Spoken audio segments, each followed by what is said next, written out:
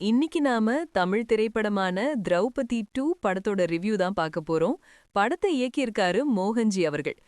ரீசெண்டா மோகன்ஜி அவர்களோட இன்டர்வியூஸ்னாலேயே இந்த படம் பார்க்கறதுக்கான காரணம் வந்துச்சு. ஏன்னா அவதாரும் பாத்தீங்கன்னா 35 நாள்லயே விஎஃப்எக்ஸ் எல்லாம் முடிச்சிட்டாங்க. நாங்களும் விஎஃப்எக்ஸ் எல்லாம் முடிச்சிட்டோம். போஸ்ட் ப்ரொடக்ஷன் தான் டிலே ஆயிடுச்சு அப்படின்ற மாதிரி இருந்தாங்க. அப்புறம் நல்ல காஸ்ட் ப்ரொடக்ஷன் கொடுத்திருந்தா பாகுபலியும் இந்த படம் மிஞ்சி இருக்கும் அப்படின்ற மாதிரிலாம் சொல்லியிருந்தாங்க.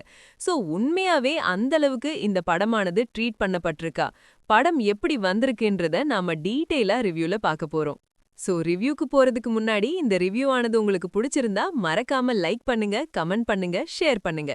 சேனலை சப்ஸ்கிரைப் பண்ணாம இருந்துராதீங்க. வாங்க நம்ம ரிவ்யூக்கு போகலாம்.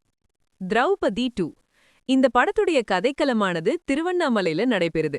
இப்ப வக்கஃப் அப்படின்ற குரூப் பாத்தீங்கன்னா சில பேரோட நிலங்களை வாங்கிக்கிறாங்க அப்படின்ற மாதிரி ஒரு குற்றச்சாட்டை ஹீரோ கிட்ட சொல்றாங்க. ஹீரோ அத போய் நேஷனல் மீடியாக்கள்ல போயிட்டு தெரிவிக்கிறாரு. இதெல்லாம் எப்படி சாத்தியமாகும், எப்படி பண்றாங்க அப்படின்னு சொல்லிட்டு கேக்குறாங்க. அப்போ அங்க ஒரு இடத்துல ஒரு கோவில் இருக்கு.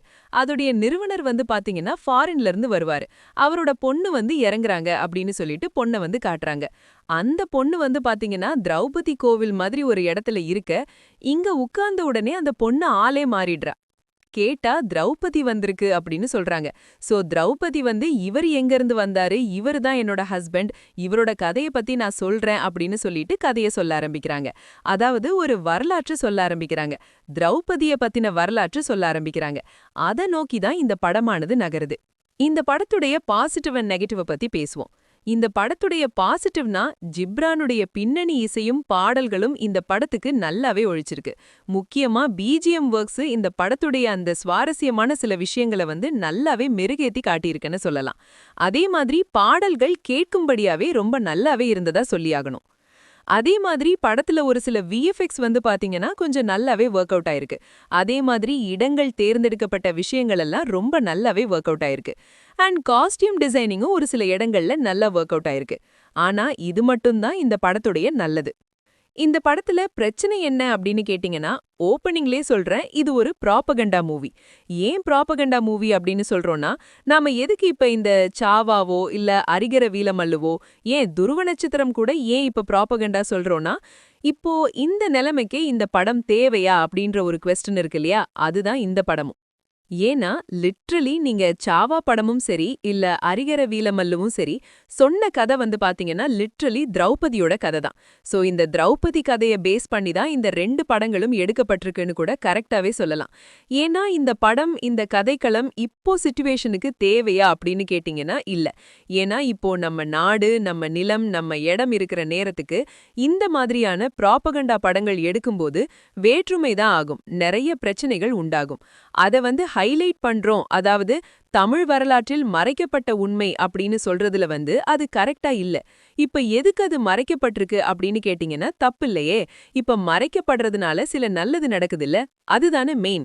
இப்ப நல்லது நடக்குதுன்னா எல்லாருமே ஒண்ணு மண்ணா இருக்கும். அந்த ஒண்ணு மண்ணா இருக்கிற இடத்துல இப்ப மறைக்கிறனால தப்பு கிடையாது. இப்போ இது மாதிரி கொண்டு வரும்போது பூட்டும்போது இது மாதிரி வேற்றுமையாகுது, நிறைய பேருக்கு நிறைய ப்ராபகண்டா ஆகுது, நிறைய பேருக்கு நிறைய பிரச்சனையாகுது. இதனால தான் ஒருத்தருடைய பேர் பின் பாயிண்ட் பண்ணப்படுறாங்க. அந்த விஷயத்தை பார்க்கும்போது இந்த படம் இது தேவையில்லாதது அப்படின்ற மாதிரி தோணுது. சரிங்க, அதெல்லாம் ஓகே. இவங்க ஒரு ப்ராபகண்டா படம் எடுத்துட்டாங்கன்றது நம்மளுக்கு படம் ஆரம்பிக்கும் போதே தெரிஞ்சிருச்சு. அது ஒரு பக்கம். சரி, படம் மேக்கிங்கா எப்படி இருக்கு அப்படின்னு கேட்டீங்கன்னா, மேக்கிங்கா ஒரு அமெச்சூரான மேக்கிங். அதாவது இந்த படத்துல படைகள் அப்படின்னு சொல்லிட்டு காட்டுவாங்க. படைகள் பாத்தீங்கன்னா ஒரு 10ல இருந்து 20 பேர் இருப்பாங்க. அதுதான் படை. அவங்க தாக்க போறாங்கன்னு சொல்லிட்டு பார்த்தா திடீர்னு கையில கம்பு கிம்பெல்லாம் எடுத்துட்டு போயிட்டு வெளியே போய் காவ காத்துட்டு இருக்காங்க. அது பேரு தான் தாக்குறதா? அதாவது அவங்கள பட்டினி போட்டு அவனை தோக்கடிச்சோம் அப்படின்னு சொல்ல வைப்பாங்க. அது பேரு தான் தாக்குறதுன்னு சொல்றாங்க. அது எந்த அளவுக்கு உண்மைன்னு தெரியல. அதுக்கப்புறம் பாத்தீங்கன்னா ஒரு வெற்றியை கொண்டாடுவாங்க. அந்த வெற்றியில ஹீரோ பயங்கரமா டான்ஸ் ஆடிட்டு இருப்பாரு. தன்னுடைய அரசனையே காவ காக்க மறந்துடுவாரு. அதனால அவருக்கு பெரிய பிரச்சனை நிக்கும். ஆனா அவரு எப்படி அத சொல்றாரு? அவரு சொல்ற விஷயம் இருக்கு இல்லையா, அவர் நான் காவ காக்க மறந்துட்டேன் அப்படின்றாரு. ஆக்சுவலி ஸ்பீக்கிங் அந்த சீன் வந்து லிட்ரலி அவங்க எல்லாம் தண்ணி அடிச்சுட்டு இழப்பாரி இருப்பாங்க அப்படின்ற மாதிரி தான் காட்டப்பட்டிருக்கணும். ஆனா இவங்க வந்து தண்ணி எல்லாம் அடிக்காம வெறும் டான்ஸ் கின்ஸ் எல்லாம் ஆடினாங்கன்ற மாதிரி காட்டப்பட்டிருக்கு. அடி உண்மையாவே அப்படிதான் இருக்கான்னு எனக்கு தெரியல.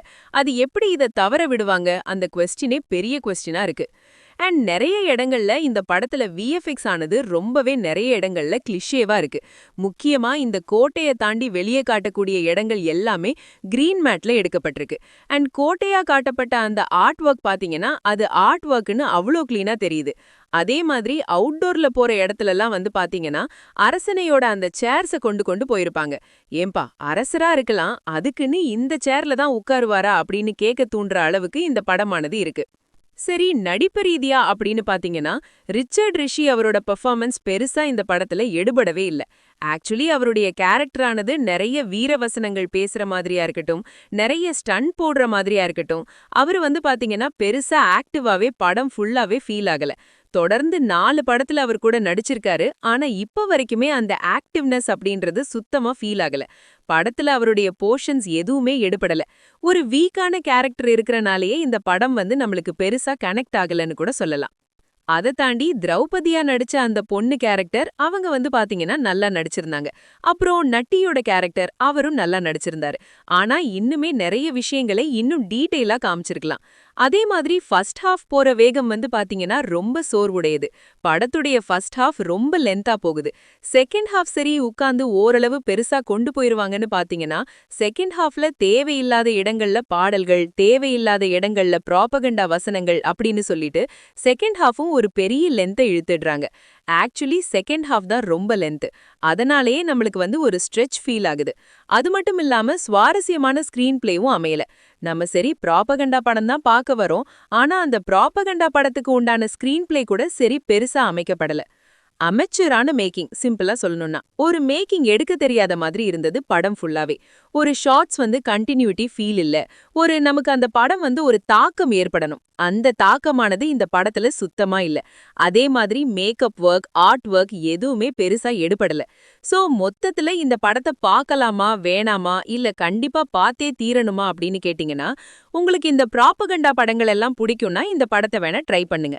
என்ன பொறுத்த வரைக்கும் இந்த படமானது ஒரு பிலோ ஆவரேஜ். சோ இந்த படத்துக்கு நம்ம கொடுக்கக்கூடிய ரேட்டிங் என்ன அப்படின்னு கேட்டீங்கன்னா 5க்கு 2. இந்த மூவி ரிவ்யூ பிடிச்சிருந்தா ஒரு லைக் பண்ணுங்க, உங்க கருத்துக்களை கீழே கமெண்ட் பண்ணுங்க. இன்னும் movie studio film channel subscribe பண்ணலையா? உடனே சப்ஸ்கிரைப் பண்ணுங்க. அடுத்த ரிவ்யூல சந்திப்போம்.